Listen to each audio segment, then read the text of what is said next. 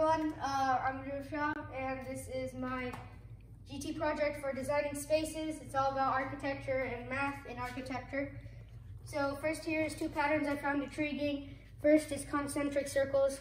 It's when circles get bigger and bigger going out and they all share the same center. They get larger as the amount of circles gets larger.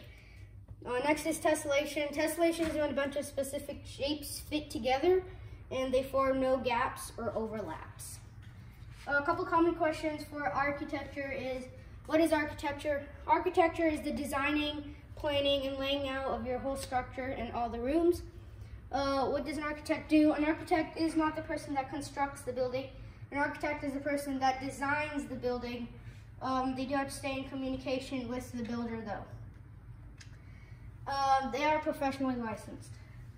Architects use math in their buildings by math patterns like these you see here and many more, and dimensioning. Okay, so for my structure that I made here, I'll show you in a second. I have Frank Gehry, he's my inspired architect. He makes deconstructive architecture, and he makes a lot of buildings that look wonky and broken, like the deconstructivism style here. It's basically an eye-catching sort of style where the exterior looks broken and deconstructed, and the inside it's safe, and the outside it looks really wonky and broken. And that's what you're going to see in my structure that I built here. From the sides it looks really deconstructed and broken. As you can see, we have windows here for the concentric circles. And we have tessellation tiling indoors.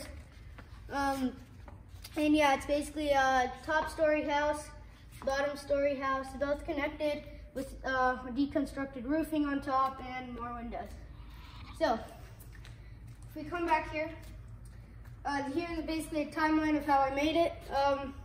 First I did the tile and walls, then I put on my first story furniture, and then I glued on my first story furniture, sketched out my next story, finished my second story, attached my stories with popsicle sticks and tape, and then I was finished.